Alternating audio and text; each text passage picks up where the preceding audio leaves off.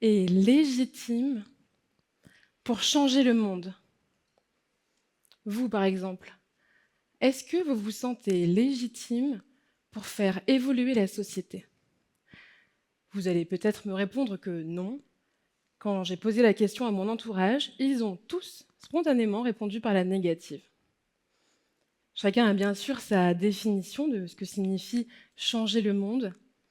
Certains se préoccupent de la santé de la population, d'autres s'inquiètent des problématiques liées à l'éducation, mais face à de tels enjeux, beaucoup considèrent que seuls les experts, réunis dans les ONG ou les gouvernements, peuvent légitimement agir.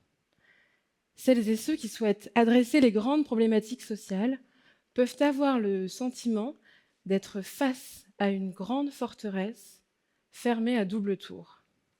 La seule clé qui permettrait d'y entrer, c'est une expertise reconnue dans le domaine. Par exemple, si vous trouvez que le système de santé ne fonctionne pas correctement, pouvez-vous y faire quelque chose en n'étant ni médecin, ni ministre de la Santé?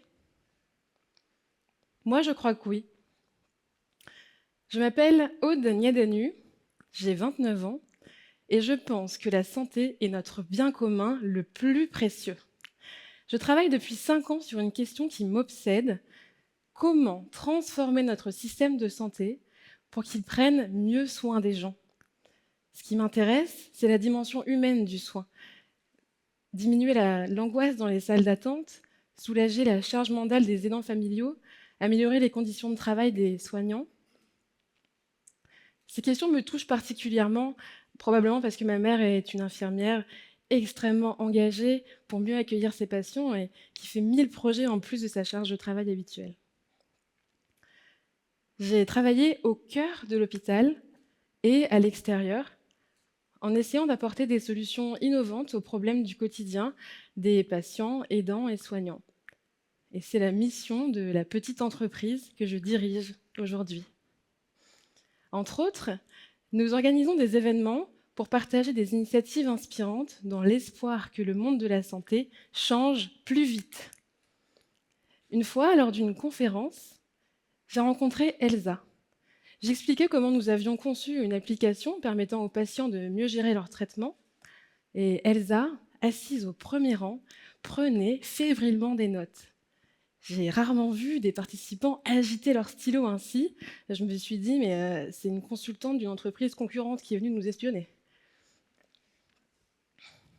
La soirée se poursuivait par un cocktail où Elsa m'a abordée. Tout sourire, elle m'a chaleureusement remerciée pour ma présentation. Elle m'a expliqué qu'elle était étudiante en sciences politiques et timidement, elle a ajouté: Aude, je me demandais comment on fait pour rentrer dans ce monde de l'innovation en santé. Moi aussi, j'aimerais contribuer, mais je ne me sens pas légitime. J'aimerais vraiment aider, mais j'y connais rien. Je vois même pas ce que je pourrais proposer aux hôpitaux, aux médecins pour leur être utile. Instinctivement, qu'auriez-vous envie de répondre à Elsa? Va faire médecine, reprends tes études, acquiert les bonnes compétences, ensuite tu pourras agir.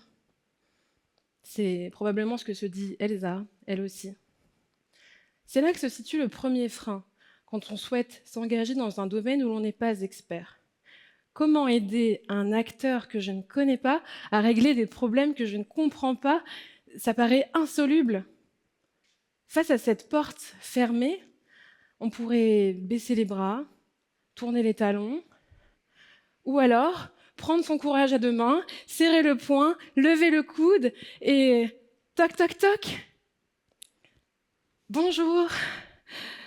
Voilà, je trouve que ce que vous faites est extrêmement important pour notre société. Je n'ai pas le profil habituel, mais je voudrais vraiment vous aider.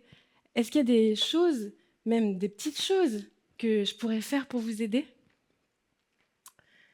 Parce qu'en fait, si vous voulez aider quelqu'un, la personne la mieux placée pour vous dire comment le faire, c'est précisément celle que vous voulez aider. Frapper à la porte des hôpitaux, c'est ce que j'ai fait il y a 5 ans, car figurez-vous que je n'étais pas experte de la santé, moi non plus, à l'époque. Je rêvais d'inventer de nouveaux outils au service du soin, mais je ne savais pas ce qui serait pertinent de créer, tout comme Elsa, tout comme pas mal de monde, à vrai dire. Alors j'ai décidé de rassembler tous ces inventeurs potentiels, tous ces gens ayant envie de s'engager au service de la santé, et j'ai demandé à quelques hôpitaux en Île-de-France s'ils acceptaient de nous ouvrir leurs portes, pour qu'on observe, qu'on comprenne le fonctionnement, qu'on demande aux gens ce qui les gênait au quotidien. En échange de cet accueil, nous listerions tout ce qui semblait poser problème. C'est devenu le Créaton. Le Créaton, c'est un événement ouvert au grand public dont le principe est très simple. 3 jours en immersion dans un hôpital qui donne lieu à un rapport d'étonnement. Ensuite, un week-end de brainstorming pour utiliser l'intelligence collective et trouver des solutions. Enfin, un potentiel retour sur le terrain pour expérimenter les projets. Le Créaton a lieu tous les ans depuis 2017, ce qui représente plus de 200 participants ayant lancé une trentaine de projets dans une quinzaine d'établissements. Parmi eux, la Quête du Phénix, un jeu de société pour l'éducation thérapeutique, ou encore Carnabin, une application mobile pour faciliter l'intégration des nouveaux internes. Ce concept fonctionne, et je vais vous expliquer pourquoi. Lorsque l'on entre quelque part pour la première fois, il y a plein de choses qui nous sautent aux yeux. On remarque tous les petits détails que les autres, ceux qui baignent dans cet environnement, ne voient plus. Dans n'importe quelle organisation, il y a des habitudes très ancrées qui deviennent presque des règles immuables. Vous savez, le fameux « on a toujours fait comme ça ». Seul quelqu'un d'extérieur qui ignore ces règles implicites peut facilement les transgresser. Pas d'innovation sans désobéissance, disait le designer Michel Millot. C'est devenu un de mes mantras. Identifier les difficultés constitue sans doute la première étape pour améliorer la situation. Ainsi, si tu n'es pas expert, tu as justement un atout considérable pour contribuer autrement. Le pouvoir de l'ignorance. Elsa voudrait aider, mais elle n'y connaît rien. En réalité, Elsa peut aider parce qu'elle n'y connaît rien. Il y a tout de même 2 paramètres essentiels pour tirer profit de ce pouvoir de l'ignorance. En effet, si le savoir-faire n'est pas nécessaire pour se rendre utile, le savoir-être, lui, est indispensable. Humilité et empathie doivent faire partie de l'équation pour assurer un recueil efficace et objectif des difficultés rencontrées par les personnes que l'on souhaite soutenir. Si vous avez ces qualités, vous savez désormais que vous êtes capable de contribuer concrètement. Alors allez-y, autorisez-vous à frapper à la porte. Au pire, quel risque prenez-vous à part celui qu'on refuse de vous ouvrir ?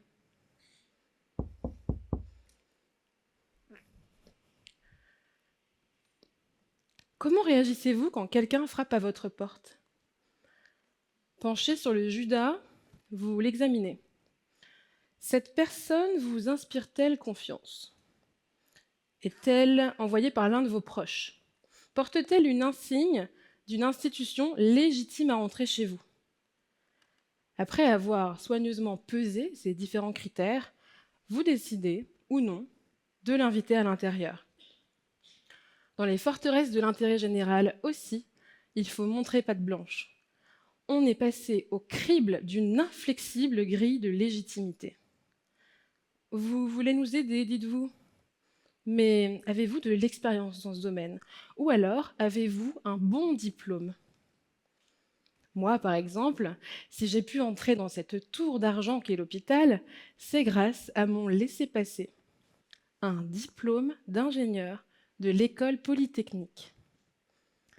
Je n'avais pourtant aucune expertise en santé. Alors quand je dis ça, on me répond « Oui, mais quand même, tu as d'autres expertises.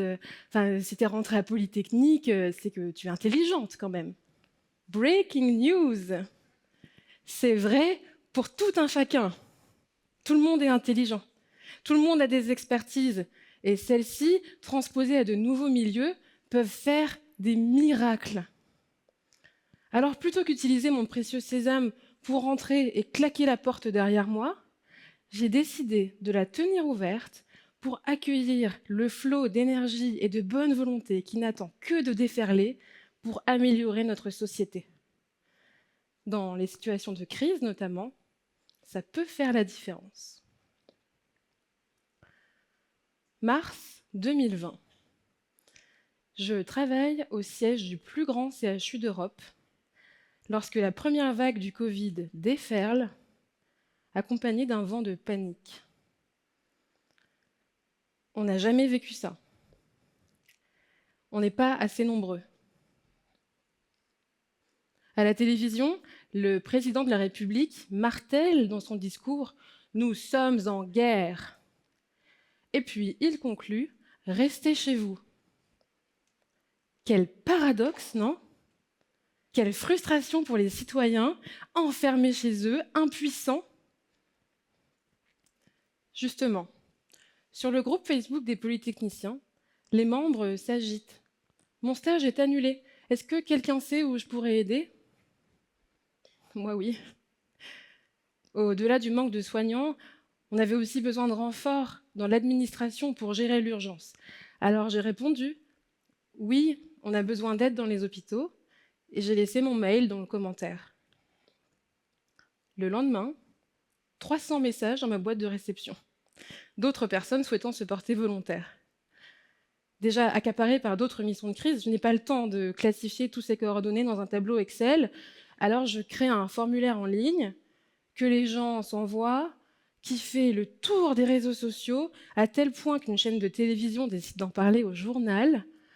Et en moins d'une semaine, il y a 10 000 inscrits. Des gens plus motivés les uns que les autres se bousculent pour venir prêter main forte. On crée un call center pour gérer la venue des renforts soignants. Des vidéastes viennent filmer les séances de rééducation pour que les patients puissent les faire chez eux. Des data scientists viennent créer des petits logiciels pour anticiper les stocks de masques. Des gens venus de tous horizons viennent tout simplement aider à porter des cartons. En 4 mois, plus de 20 000 personnes ont rejoint la communauté des volontaires. 1300 d'entre eux ont participé concrètement à des missions et les autres ont joué le rôle de porte-voix pour les messages que nous devions diffuser. Et nous avons pu accueillir en réanimation tous les patients en ayant besoin. Professionnels de l'hôpital et volontaires, ensemble, nous avons accompli un exploit. Nous avons tenu bon pendant la pandémie. Alors, je raconte souvent cette histoire invraisemblable et généralement on me demande « Mais qui étaient ces gens ?» Je ne sais pas. Je ne sais pas. Enfin, je veux dire, oui, j'avais une liste avec des noms et des numéros de téléphone. Les bénévoles avaient coché une case pour dire dans quel domaine ils se sentaient compétents, mais c'est tout. Et puis, je ne suis pas allée vérifier. Je n'ai pas demandé les CV. Un jour, une des directrices m'a demandé, offusquée, « Mais attends, il n'y a pas que des polytechniciens, en fait ?» Bah non. Moi, je n'ai pas fait le tri. Et puis, depuis quand il faut un diplôme de grande école pour donner un coup de main ? Un peu plus tard, on m'a aussi demandé « Mais tu vérifies les casiers judiciaires, au moins ?» Non plus. Et là, vous vous dites « Mon Dieu, elle aurait pu faire entrer de mauvaises personnes, des fauteurs de troubles. »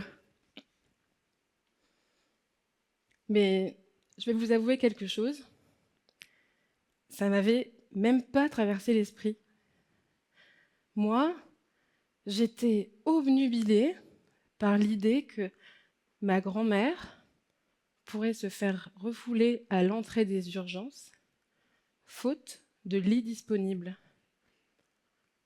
Tout ce qui m'importait, c'était qu'on aille vite. Alors, vous pouvez vous dire que je suis complètement inconsciente, ou vous pouvez voir les choses autrement. Je ne sais pas ce qui serait arrivé si des personnes mal intentionnées avaient participé à la gestion de crise à l'hôpital. C'est vrai. Mais je ne sais pas non plus ce qui serait arrivé si on n'avait pas eu 20 000 personnes prêtes à nous aider à accourir du jour au lendemain. Je ne sais pas si on aurait recruté assez de renforts soignants assez vite. Je ne sais pas si on aurait pu accueillir en réanimation tous les patients en ayant besoin. Je ne le saurais jamais, mais j'en doute. Alors oui, bien sûr, quand quelqu'un frappe à votre porte, vous vous demandez quel risque vous prendriez à lui ouvrir, parce qu'on a l'habitude de prêter attention aux risques. Mais quid de la balance bénéfice-risque? Vous vous demandez ce qu'il adviendrait si vous laissiez entrer la mauvaise personne. Mais demandez-vous ce qui n'adviendrait pas si vous ne laissiez entrer personne. Quand face à cette porte, vous refusez de vous risquer à ouvrir, à côté de quelle opportunité passez-vous?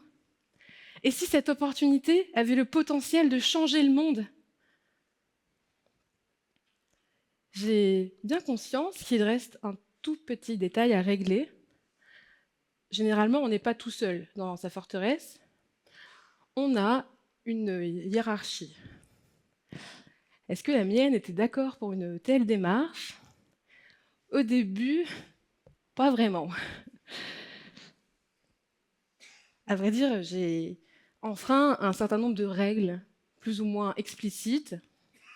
Dans la fonction publique, on reste anonyme, on s'efface derrière l'institution. Mais pour donner confiance aux bénévoles, j'ai mis mon nom sur le formulaire. J'ai aussi hébergé les données personnelles de 14 000 bénévoles sur mon drive.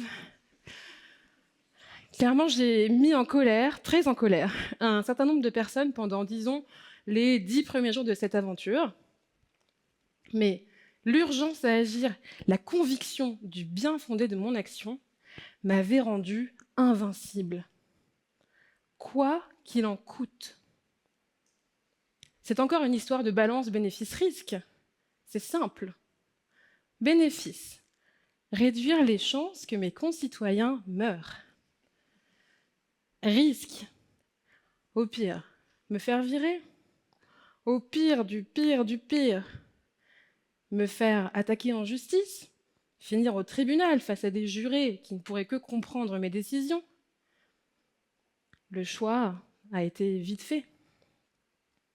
Si vous êtes dans une forteresse et vous êtes intimement persuadé qu'y faire entrer des clandestins fera avancer la cause qui vous tient à cœur, allez-y, transgressez l'ordre établi, démontrez-leur. Assez vite, ma hiérarchie a compris l'intérêt de ma démarche et m'a soutenue. Et c'est même allé plus loin parce qu'à la fin de la crise, des dizaines de volontaires que j'avais recrutés ont été embauchés. Leur participation à la gestion de crise a prouvé qu'ils avaient des compétences, certes inhabituelles, mais extrêmement utiles à l'hôpital. Crise ou pas crise, les acteurs de l'intérêt général, santé, éducation, sociale, écologie, ont besoin de nouvelles idées et de nouvelles compétences à leur côté. C'est évident. Et inversement, les citoyens ont non seulement la capacité, mais aussi le droit de s'engager sur tous les sujets de société. L'intérêt général, par définition, ça concerne tout le monde. On devrait tous se sentir autorisés à s'en emparer. Alors détruisons ces vieilles portes fermées aux serrures toutes rouillées. Cessons de partir du postulat que les autres sont mal intentionnés, que les choses vont mal tourner. Arrêtons d'être paralysés par la peur du risque et aveugles aux opportunités. Concentrons-nous plutôt sur l'enthousiasme, la motivation, la créativité. Au diable les forteresses et la notion même de légitimité. Abattons les murs qui brident l'action citoyenne, qui empêchent l'intelligence collective de s'activer, les idées de circuler. Ces murs sont faits de peur et de méfiance. Face aux crises que nous traversons, face à celles qui nous attendent, il est urgent de rétablir la présomption de confiance qui nous permet d'agir ensemble. Il n'y a pas une minute à perdre. On a un monde à changer.